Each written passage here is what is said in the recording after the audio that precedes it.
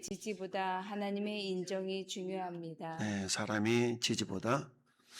자, 오늘 우리 정치 세계를 보면 대부분 다 사람의 인정을 받으려고 무진장 애를 쓰고 노력을 합니다. 일단 정권을 잡으면 어떻게든 그 정권을 지속시키기 위해서 사람들이 좋아하는 일들을 막 하게 되죠. 그래서 사람들이 돈을 좋아하니까 막 돈을 풀어대고 막 이렇게 하는 것들을 지금 보게 되는데, 지금 어떻습니까? 그 민주당도 원내대표를, 당대표를 뽑기 위해서 지금 전국적으로 돌아다니면서 뭐 하고 있어요? 사람의 인정을 누가 더 많이 받나 이렇게 경쟁하고 있죠. 그 사람의 인정을 더 받는 사람을 당대표로 선출하는 것이 세상의 법입니다. 그래서 우리가 6.3 지방선거나 대선, 총선 이런 것들을 통하여서 사람들이 인정을 많이 받는 사람을 지도자로 세우는 것이 세상의 이치다라고 볼 수가 있죠. 그러다 보니까 어때요? 사람들의 이렇게 관심과 인정을 어떻게 하면 더 받기 위해서 때로는 불법과 그야말로 정말 저지르지 말아야 될 그런 편법과 이런 일들이 동원이 되기도 합니다. 우리 지방선거를 통해서 많은 지도자들이 이렇게 선발이 되었지만 결국 부정선거가 하나씩 둘씩 드러나 보이는 것을 우리가 알 수 있어요.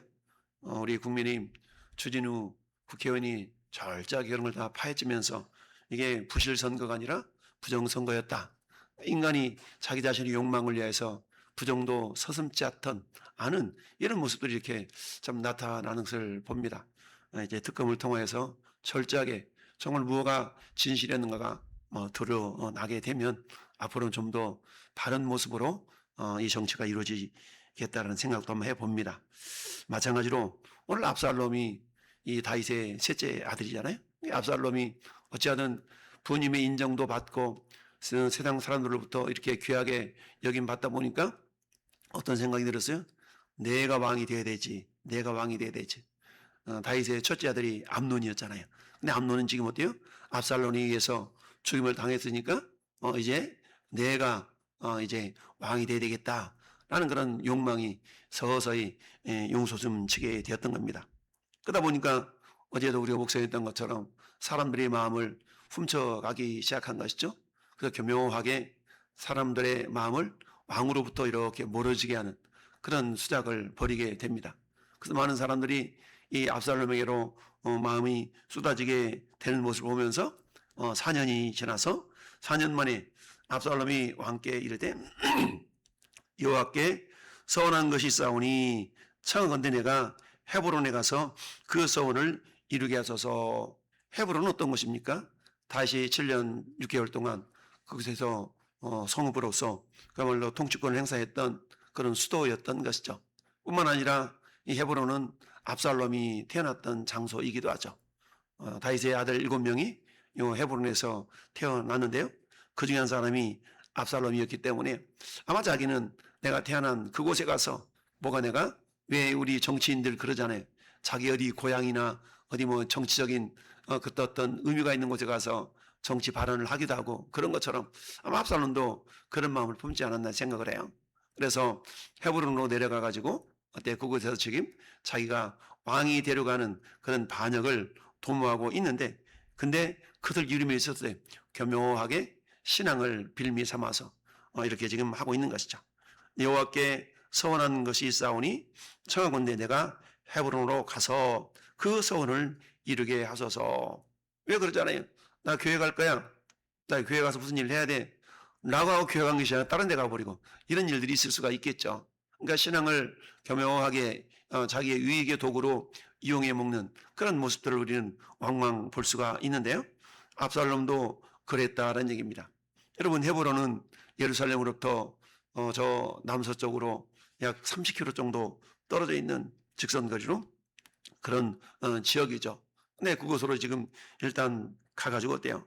당신의 종이 아람 그술에 있을 때에 서원하기를 만일 여호와께서 반드시 나를 예루살렘으로 돌아가게 하시면 내가 여호와를 섬기리라 하였나이다. 그러니까 암몬 자기 형 암논을 죽이고 나서 어땠습니까?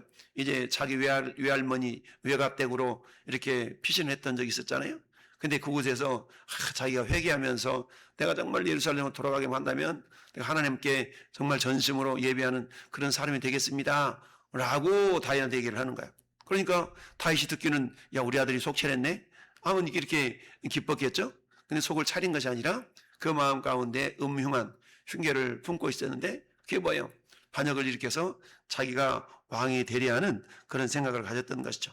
그러니까 그렇게 얘기하니까 다윗이 그에게 이르되 평안히 가라. 그가 일어나 헤브론으로 내려갔더라라는 얘기입니다. 자, 그렇습니다. 결국 사람에게 인정받는 삶이 아니라 하나님께 인정받는 삶이어야 우리 영원한 영광을 누릴 수가 있다라는 얘기입니다. 우리말에 권불 10년이란 말이 있죠. 어떤 당에서는 야, 우리가 한 50년은 왕을 살아야 돼. 대통령을, 정권을 우리가 유지해야 돼. 라고 얘기했던 어떤 사람이 있었죠. 그 사람은 어떤 사람이요? 결국 베트남에서 죽고 말았는데 어쨌든 그런 어떤 권력에 대한 욕망이라는 게 인간이 끝이 없습니다. 한번 해먹으면 됐지 또 두 번, 세 번씩 해먹고 싶은 이런 이게 인간의 욕망인데 어쨌든 인간에게 있어서 이런 명예욕이라는 것이 참 인간 내면 속에 도사리고 있는 그런 욕망인 것이죠. 그런데 이처럼 사람의 인정보다 하나님 뜻을 먼저 구할 수 있는 이런 모습들이 있어야 되는데 압살롬은 교묘하게 내가 하나님께 서원한 것이 있습니다 라는 말을 들어서 다윗에게 일단은 안심을 시키고 헤브론으로 내려가서 반역을 일으켰던 것이죠. 그러면서 10절에 이렇게 얘기합니다. 압살롬이 정탐을 이스라엘 모든 지파 가운데 두루 보내 이르기를 너희는 나팔 소리를 듣거든 곧 말하기를 압살롬이 헤브론에서 왕이 되었다라 하니라. 왕이 되었다. 그러니까 한마디로 말하면 거사를 일으킨 것이죠. 그랬더니 그때 청함을 받은 200명이 압살롬과 함께 예루살렘에서부터 헤브론으로 내려갔어. 근데 뭔 일인지도 알지 못하고 그냥 따라가기만 한 사람들이었더라 라고 얘기를 하죠. 여러분 우리가 공모했다, 공모자 이런 죄 우리 윤석열 대통령이 내란 음모로 인하여서 주변에 함께 있었던 사람들이 엄청나게 지금 고난을 받으면서 감옥에 가기도 하고 이런 일들을 경험하는 것을 보게 되죠. 내가 그 위치에 있었기 때문에 그 역할을 감당한 것 때문에 반역자로 몰려가지고 엄청난 어려움을 겪는 많은 사람들이 있는데 근데 여기서 마찬가지 꾸민 그 모든 일을 알지 못하고 그저 따라가기만 하는 사람들이라. 그렇다고 해서 이들이 죄가 없다라고 말할 수가 없는 것이죠. 왜 그렇잖아요. 우리 법이라는 것이 몰랐는데요. 몰랐다고 해서 법을 저촉했을 때 그게 저기가 되는 게 아니죠. 죄가 없다고 할 수 있는 건 아니죠. 그렇기 때문에 법이 공포가 되면 그 법이 공포되기 전에 이런 법이 있습니다 라고 미리 몇 개월 동안 알리거나 이런 일들이 있죠. 그리고 나서는 그걸 곧바로 이제 집행을 하게 되는 경우가 많이 있는데요. 근데 내가 알지 못했는데요. 법을 몰랐는데요. 법을 알지 못하는 것은 내 책임인 것이지 일단 국가에서 그 법을 공포를 하고 선언이 되어져 버리면 어때요? 그러니 내가 알지 못해도 효력이 발생하게 되는 것이죠. 어쨌든 이 압살롬의 정말 반역에 가담했던 많은 사람들 그 사람 가운데 또 누가 했어요? 12절 말씀 보니까 사람을 보내어 다윗의 모사 길로 사람 아히도벨을 그의 성읍 길로에서 청하여 온지라. 그랬더니 반역하는 일이 커갔다. 여러분 이 길로는 헤브론으로부터 약 8km 정도 떨어져 있는 그곳인데요. 이 아히도벨은 다윗의 모사였던 사람이에요. 그러니까 다윗에게 그야말로 충언을 하고 지혜로움을 어떤 그런 조언을 했던 사람인데 이 아히도벨도 어떤 사람이에요? 반역을 하고 말았죠. 반역으로 말았습니다. 그러니까 아무리 가까이에서 끝까지 충성하려고 했던 이런 어떤 모습이 나타나지 않냐고 결국 반역을 하고 말았는데 이 압살롬의 반역은 결국은 오래 가지 못하게 되죠. 오래 가지 못하게 됩니다.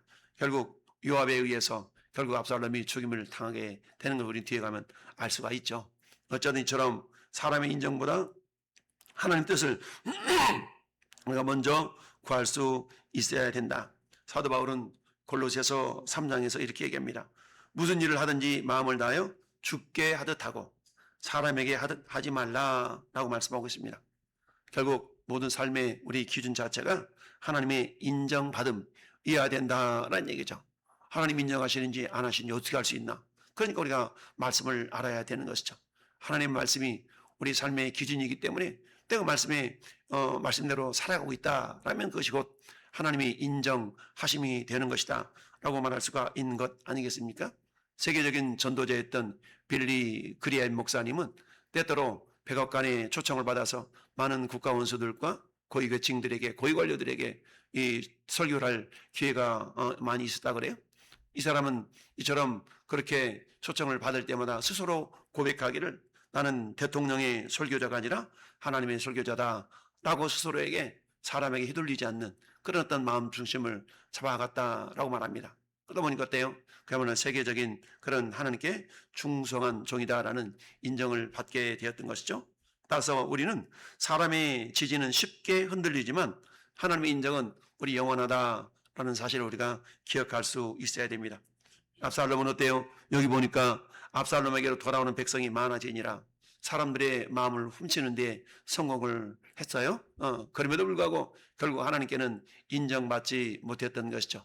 신앙을 자기의 유익의 도구로 이용해 먹어가면서 써먹으면서 자기가 정권을 일시적으로나 이렇게 탈취하는 것처럼 여겨졌지만 하나님은 그런 압살롬을 인정하지 않았던 것이죠.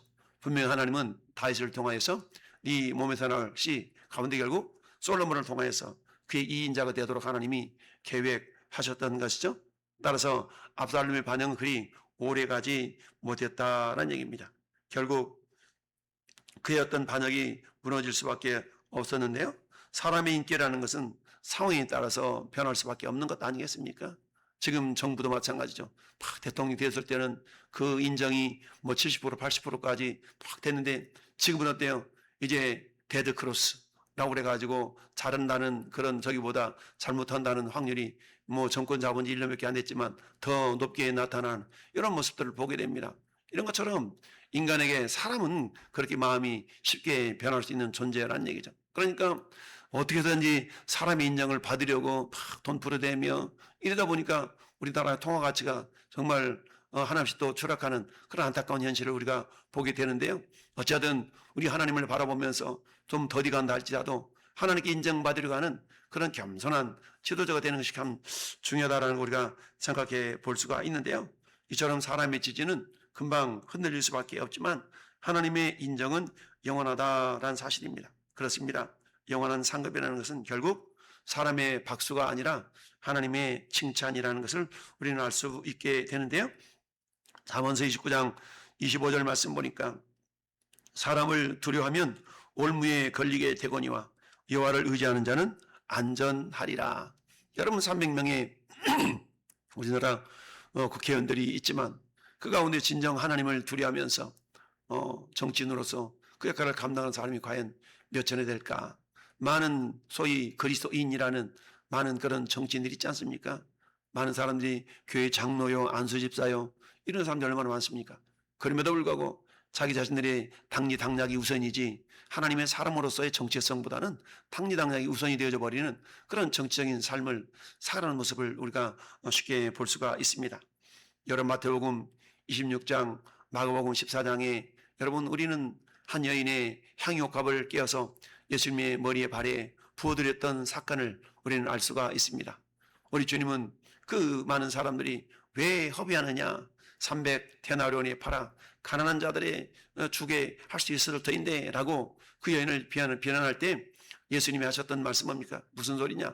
나를 위하여 좋은 일을 했다 라고 칭찬을 하면서 온 천하에 어디서든지 이 복음이 전파되는 곳에서는 이 여자가 행한 일도 말하여 그를 기억하리라 라고 말씀하고 있습니다. 여러분 우리가 올림픽이 제1회 때부터 지금까지 쭉 이루어져 오고 있지만 올림픽에서 금메달을 땄던 사람들의 그 이름들을 우리가 기억하는 사람은 그리 많지 않죠. 그러나 2000년 전에 주와 복음을 위해서 섬기고 충성했던 많은 사람들이 성경에 기록되어 있지 않습니까? 이 사람들은 어때요? 오고 오는 세대 가운데 그들의 이름을 기억하는 것뿐만 아니라 주님 앞에서는 그날까지 이들의 이름이 주님으로부터 칭찬을 받을 수 있었던 것을 우리는 알 수가 있습니다. 여러분 마태복음 25장이나 누가복음 19장에 달란트 비유나 문화의 비유를 통해서 주님이 한마디로 말씀하시는 건 뭡니까? 잘하였도다 착하고 충성된 종아라는 그런 칭찬이죠. 사도 베드로도 베드로전서 1장 7절에 그 신앙의 결국은 무엇을 추구하기를 원하냐? 우리가 어때요? 칭찬과 영광과 존귀를 받게 하려 함이라 라고 말씀하고 있죠. 결국 이 세상에서 사람의 칭찬과 인정도 중요하지만 그것보다 더 중요한 것은 과연 사람의 칭찬 앞서서 그런 나를 하나님은 인정하고 칭찬하고 있나 라는 것을 우리가 돌아볼 수 있어야 됩니다. 그렇습니다. 여러분, 예수님은 그럼에도 불구하고 사람의 환호보다 하나님 아버지의 인정을 선택한 것을 우리가 알 수가 있죠. 압살롬은 왕권을 위하여서 백성들을 이용해 먹었어요. 그러나 예수님은 죄인을 구원하시기 위해서 당신의 목숨을 내어주셨던 걸 봅니다. 압살롬은 자기 영광을 위해서 십자가 없는 왕이 되려 했지만 그러나 예수님은 십자가를 지심으로 영원한 왕이 되신 것을 우리가 알 수가 있습니다. 그렇습니다. 우리의 구원은 사람의 인기에서가 아니라 하나님의 뜻의 끝까지 순종하신 그리스도에게 있다라는 사실을 우리가 알 수 있습니다. 여러분, 1927년에 태어났던 우리가 잘 아는 짐 엘리엇이라는 그런 선교사님에 대한 이야기를 우리는 자주 알고 있습니다. 창끝이라는 영화로도 나온 그런 주인공 아니겠습니까? 짐 엘리엇을 비롯한 5명의 그런 젊은 청년들이 저 에콰도르에 있던 아우카족 선교를 위해서 떠났지 않습니까? 근데 복음을 제대로 전해보지도 못하고 창에 찔려서 5명이 순교를 하게 됩니다. 근데 나중에 후발대가 가서 보니까 그들 손에는 뭐가 있었다고 그래요? 권총이 있었다고 그러잖아요. 그 권총이 있었다는 얘기는 창으로 찔리기 전에 쏴서 죽일 수 있는 그런 어떤 적이 있었지만 그러하지 않았다는 거 아니겠어요? 결국 그 이후로 짐 엘리엇 아내를 비롯한 그런 후발대가 결국은 복음을 전해서 모든 부족민들에게 복음이 전해지고 결국 교회가 세워지는 그런 헌신의 모습이 있었던 걸 보게 됩니다. 그래서 짐 엘리엇의 노트에는 이런 글귀가 적혀 있었다 그러죠. 영원한 것을 위하여서 영원하지 않는 것을 버리는 것은 가치 있는 일이다라고 이렇게 했다는 그런 고백이 있는데, 그렇잖아요. 우리 영원한 가치를 위해서 영원하지 않는 것을 주님께 내어드릴 수 있다는 것, 이게 굉장한 어찌 보면은 복이 될 수가 있는 건데, 뭐 이것을 아는 사람들이, 우리가 믿음의 사람들이 그걸 알아야 되는데 알면서도 그렇게 행하지 못하는 사람들도 있고 그걸 삶으로 실천하는 사람들이 있죠. 결국 우리 주님 말씀하시기를 행함이 없는 믿음은 죽은 것이다 라고 말씀하시는 것처럼 이 아침에 우리는 행함이 있는 믿음으로써 주님께로부터 칭찬과 영광과 존귀를 받는 우리 모든 성도가 될 수 있기를 예수님의 이름으로 축원합니다. 아멘.